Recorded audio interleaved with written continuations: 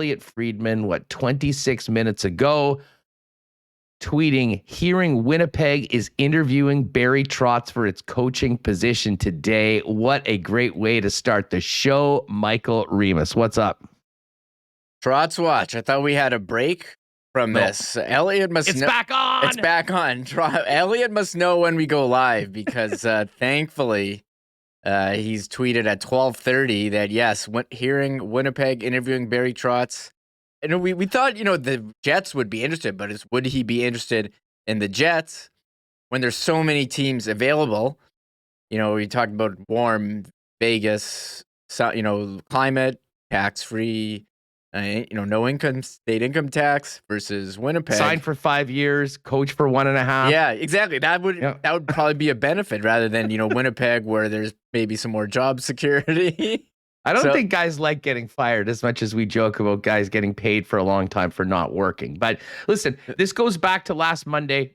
Last Monday was the day Barry Trotz got fired. We spent most of that day's show talking about it. We had record numbers in because of the amount of interest from Winnipeg Jet fans on the potential of Barry Trotz coming to Winnipeg and coming back home to Manitoba.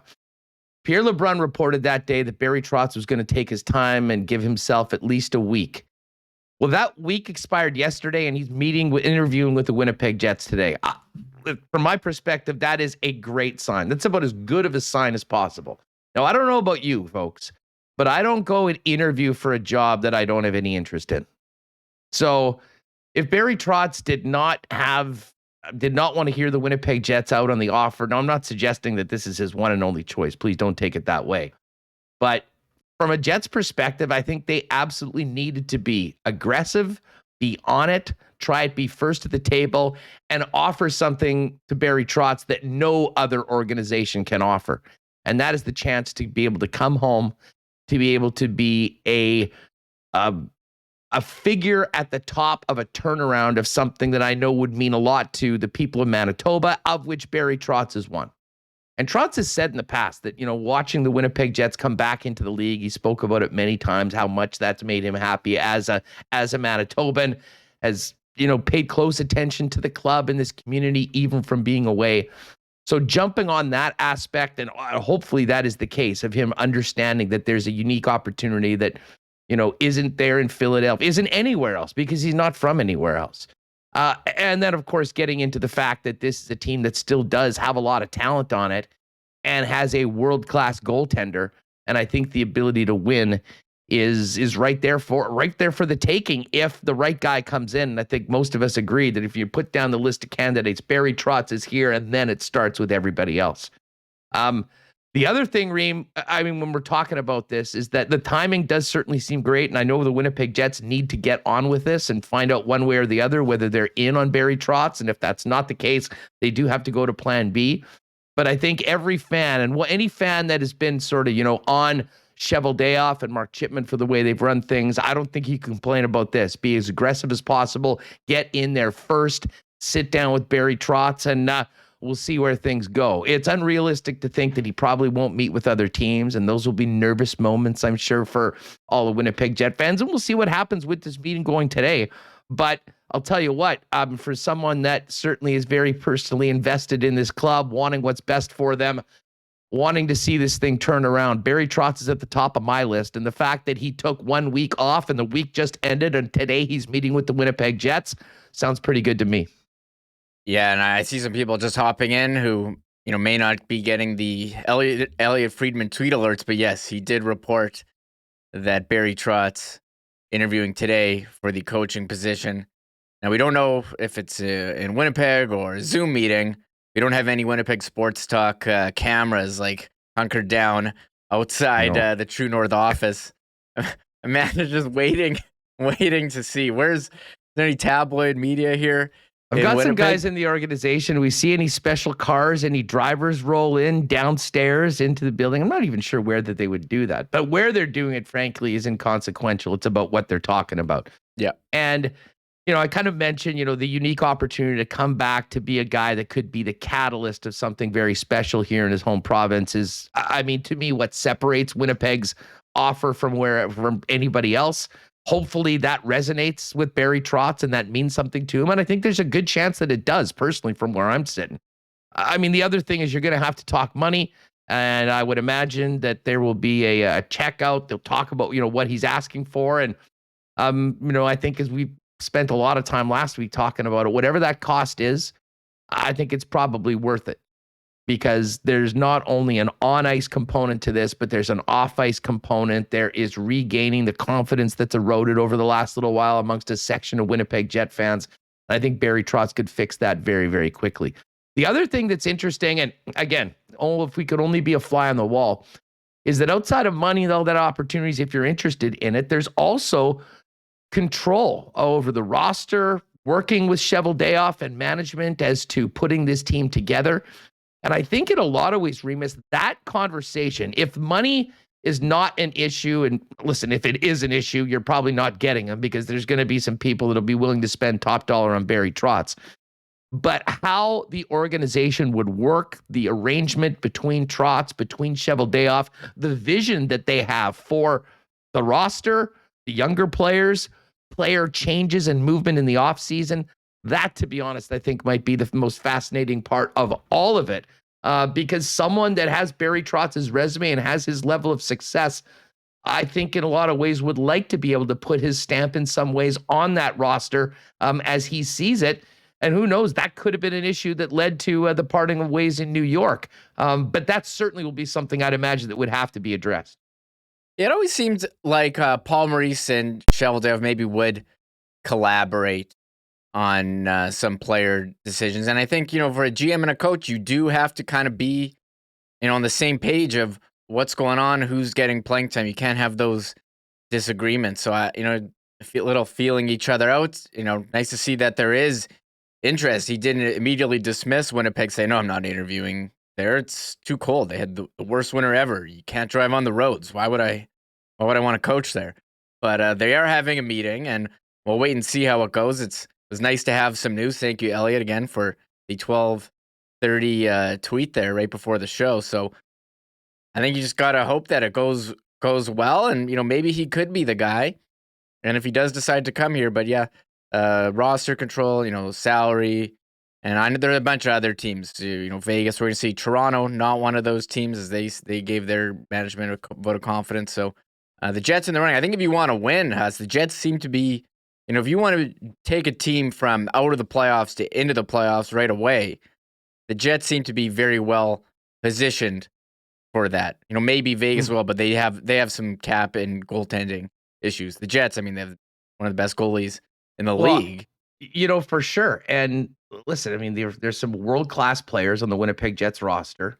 You've got an elite goaltender, which I know will put a smile on Barry Trotz's face. And I think a lot of options as to, what happens as far as some key players, how the blue line looks next year.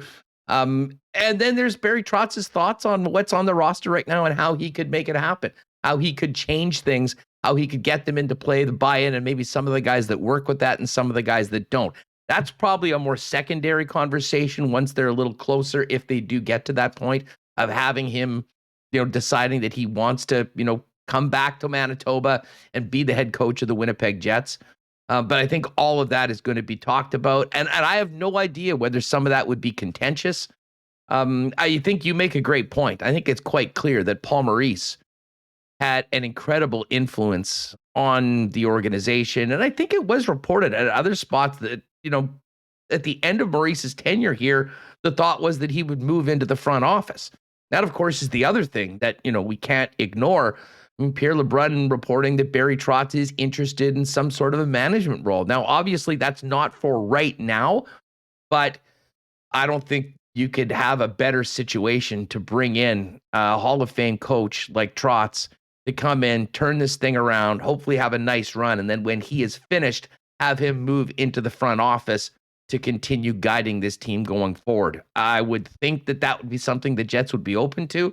The one thing that I think we have to get back to, and, maybe newer fans or people that don't really remember, when the team came here from Atlanta in the first place, Reem, is that, in a lot of ways, Mark Chipman and the Winnipeg Jets looked at the Nashville Predators and look at the way they started, and they had the continuity of David Poile and Barry Trotz and built piece by piece, brick by brick, a team that ended up consistently competing for championships in the National Hockey League. Now, of course, they fell short, and Barry Trotz ended up going on his way, and he ended up winning the cup in Washington, and then leaving right after that to New York in a very sort of bizarre set of circumstances. But all of that, I think, is definitely going to come into play when we're talking about what would be on the table, how things would work going forward.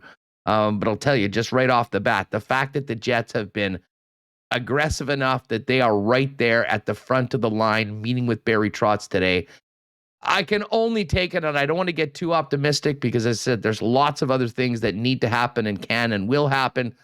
But just the optics of this from a Winnipeg's fan perspective, that the first interview that Barry Trotz is taking, it's today, it's with the Winnipeg Jets after his week off, can only give us a renewed sense of optimism when it comes to maybe having Trotz come back here and take over the squad. Yeah, I mean, the excitement last Monday, you'd think at the end of the Jet season where they didn't make the playoffs, we wouldn't be a lot of excitement around the team, but they announced that he wasn't coming back, and our views at the channel and videos went absolutely through the roof. So a lot of, who they decide to make as the next head coach, says a lot about the direction of the team. And if it is Barry Trotz, a guy who's had a history of winning, history of getting the most out of his teams, Stanley Cup champion, I think that does bring a lot of excitement for fans, and I think a lot of confidence that this team is moving in the right direction. Because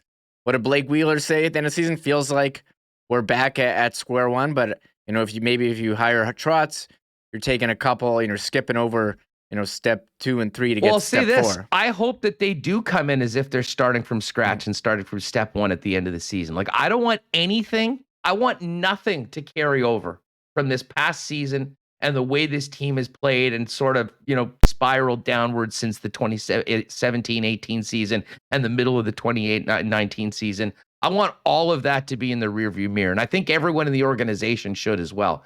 It's great to sort of build things up, but I know that there was really the goal that the Winnipeg Jets had built a team that was going to be contending for years. Well, that obviously didn't happen.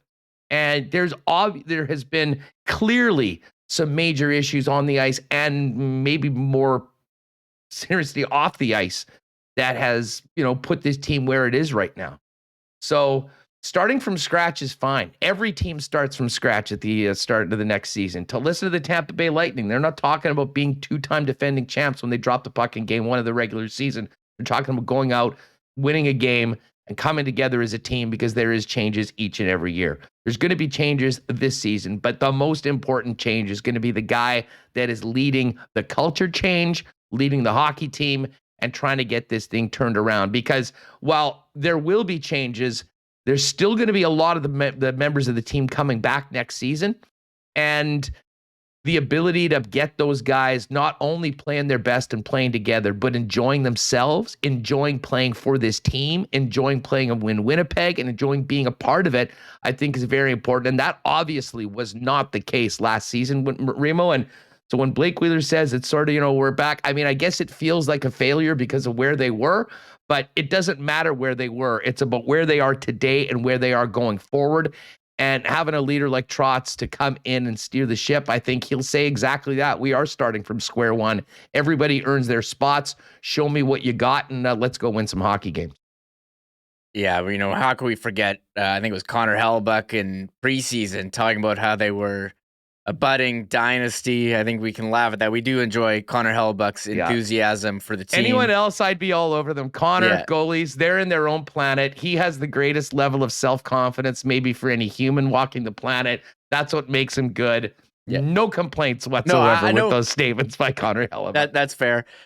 But we've talked about so much this year how Calgary, that had that horrible season last year where they did not live up to expectations. They made some changes. They brought in a Stanley Cup winning coach. There you go, Daryl Sutter. Well, Barry Trotz, he's also won a Stanley Cup. They changed leadership group. Mark Giordano out. Did the Jets opt to change some leadership as well? I think that's something maybe a coach would want to look at just based on how things have gone this year. We haven't really talked about it on this show, Huss, but some guys we saw step up this year. in terms of taking accountability, and do they get rewarded, with the letter on their jersey? So, you look at the Calgary. Can the Jets pull a Calgary like that? Could be winning the division. I'm not sure if they can, but I think they can get into the playoffs with a lot of the pieces they have and a couple minor tweaks. That's for sure. No, you're right, and I do think the Winnipeg Jets, if you want to get back to being a cup contending team, there's probably a couple levels they need to make. But as I said, you can't be a playoff team until you have a good season. You can't be can't have a good season until you get things working right on all aspects. That's what the first part of the job is. And then, whether the team is a true cup contender next year or a team that gets back in the playoffs, there are stages to turning things around. And, unfortunately, considering where the Jets were, and I don't want to say it's right back to square one like Blake Wheeler, although I think it will be in the minds of the coaches, hopefully in the players next year. There's a long ways to go, but not as far as many of the other teams that would be asking Barry Trotz to jump on board as their new bench boss.